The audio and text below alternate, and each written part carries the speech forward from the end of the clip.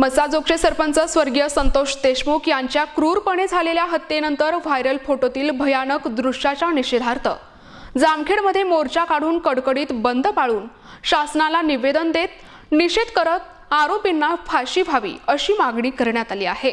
जामखेडमध्ये संतोष देशमुख हत्या प्रकरणातील हत्येचे भयावह फोटो व्हायरल झाल्यामुळे त्या निषेधार्थ कडकडीत बंद पाळत आरोपींना त्वरित फाशी व्हावी या मागणीसाठी मोर्चा काढून जामखेडमध्ये बंद पाळण्यात आलाय। व्यापाऱ्यांनी दुकाने बंद ठेवत आजच्या बंदमध्ये सहभाग घेतल्याचे पाहायला मिळाले। आज सकाळपासूनच जामखेड शहरात विविध ठिकाणी उत्स्फूर्तपणे बंद पाळण्यात आलाय। यावेळी जामखेडसह तालुक्यात सर्वत्र शुकशुकाट पाहायला मिळाला। शहरातील खरडा चौक येथून तहसील कार्यालयावर मोर्चा काढण्यात आला। यावेळी तहसीलदार गणेश माळी यांना निवेदन देण्यात आले। यावेळी राजकीय, सामाजिक, आध्यात्मिक तसेच सकल मराठा समाज आणि सर्वपक्षीय कार्यकर्ते, पदाधिकारी बहुसंख्येने उपस्थित होते। तर उपस्थित सर्व आंदोलकांनी आपल्या तीव्र प्रतिक्रिया देत आरोपीस त्वरित फाशी व्हावी अशी मागणी केली आहे। मसाजोग येथील सरपंच संतोष देशमुख यांच्या खून प्रकरणाच्या अनुषंगाने ज्या समाज माध्यमावरती व्हिडिओ आणि फोटो व्हायरल झाले त्या अनुषंगानं काल माझ्याकडे निवेदन प्राप्त झालं। आज जामखेड तालुक्यातील तुम्ही सर्व लोक या ठिकाणी झालेल्या घटनेचा निषेध व्यक्त करण्यासाठी आलेले आहात। खरंच आपण हे असं समाजातील वाईट प्रवृत्ती यासाठी वाईटाला वाईट म्हणणार आहे आणि याच्यापेक्षा क्रूर घटना काय असू शकते। आपल्याला सुद्धा आपल्या हृदयाला पाझर फुटला। आपण खरंच सहृदयी लोक आहात म्हणून समाजातील अशा कुप्रवृत्तींच्या विरुद्ध आपण एक झालेलो आहोत। तर प्रशासन सुद्धा नेहमीच चांगल्या बाजूने असणार आहे। तर मी या अनुषंगाने आपणा सर्वांना काही देतो की आपलं निवेदन आम्ही माननीय जिल्हाधिकारी महोदय यांच्या मार्फत शासनाला सादर करू आणि त्यामध्ये तात्काळ कारवाई करण्यासाठी आम्ही आग्रही राहू। धन्यवाद। मार्ग असतो ना, सरपंच सांगत होते की मला माझ्या मुला लेकरासाठी जिवंत राहून दे, हात तोडा पाय तोडा पण मला जिवंत राहून दे। थोडं म्हणून सुद्धा ते नराधामांनी त्यांना बेदम मारलं। खरं तर गुन्हेगाराला जात नसते, पण गुन्हेगाराचं समर्थन करणारे कुठल्या लायकीचे असतील ह्याचं आपण बघितलं। त्यांना शिवाजी महाराजांची शिकवण किंवा शंभूराजांची शिकवण किंवा डॉक्टर बाबासाहेब आंबेडकरांची शिकवण कशाची शिकवण नसलेला हा गुन्हेगारी वृत्तीचा समाज आहे, तो कुठेतरी थांबला पाहिजे।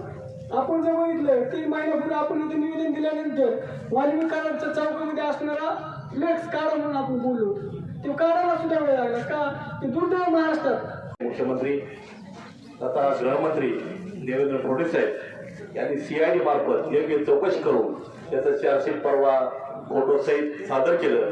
यामध्ये जर पाहिलं तर एक सामान्य माणसाचे तळपायच्या मस्ताक जाईल अशा स्वरूपाचे चित्र होतं।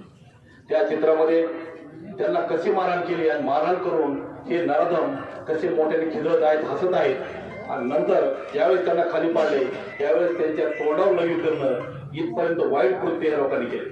त्यामुळे ह्यांना फाशी व्हावी ही सर्वांचीच इच्छा आहे। या आरोपींनी जे कृत्य केले त्याच्या पाठीमागे कोण आहे हे न पाहता हा शासनाने जे एखाद्या कायद्याला जर फाशी द्यायची ठरवलं तर त्याला देखील शेवटची इच्छा विचारली जाते। या ठिकाणी ही तर असं म्हणेल की संतोष भैया देशमुख यांच्या चेहऱ्यावरती ते मुतलेले नाही, त्या प्रशासनाच्या चेहऱ्यावरती ते आरोपी मुतलेले, त्या व्यवस्थेवर ते मुतलेले। तर ह्या व्यवस्थेनं हे जे आरोपी त्यांना ज्या फरार असताना ज्या ठिकाणी ज्यांनी मदत केली त्या सर्वांना आरोपी केलं पाहिजे व ह्या आरोपींना तात्काळ फाशीची शिक्षा द्यायला पाहिजे एवढी विनंती प्रशासनाला करतो व थांबतो।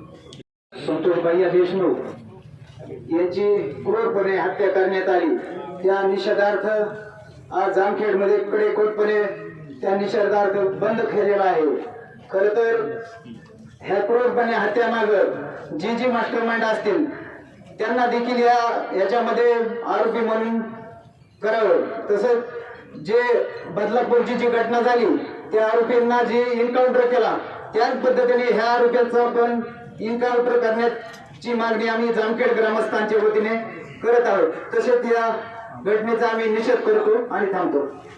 भैया देशमुख आणि त्या गुन्हेगारांचं तसं वैयक्तिक कोणताच वाद नव्हता।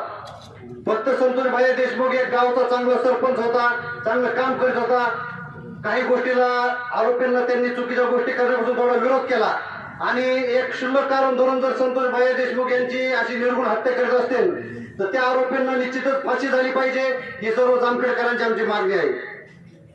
या ठिकाणी आम्ही जामखेड तालुक्याच्या वतीने संतोष भैया देशमुख यांच्या मारेकऱ्यांना फाशी मिळवून देण्यासाठी प्रामुख्याने एक जामखेड या ठिकाणी बंद ठेवलेला आहे. हे खरं तर रावण सुद्धा इतका क्रूर नव्हता. तुम्ही रावणाचं जे फोटो तिथं हात केले त्याच्यापेक्षा क्रूर पद्धतीने संतोष भैयाला अमानुषपणे मारण्यात आला आहे. सर्वप्रथम दोन महिन्यापासून जी तपास चालू होता हा तपास गृहमंत्र्यांना 100% माहिती असणार आहे. फोटो आपल्याला काल परवा नाही का समाज माध्यमावर व्हायरल झाले पण गृहमंत्री तर सर्व आपण म्हणतो कार्यक्षम गृहमंत्री सीएमच आहे तर त्यांचा सुद्धा आपण नाका राजीनामा मागितला पाहिजे. आमची नाका मागणी ग्रामस्थांच्या वतीने सरकारकडे केंद्रीय गृहमंत्री नाका स्वतंत्र गृहमंत्री नाका न्यावा शासनाने.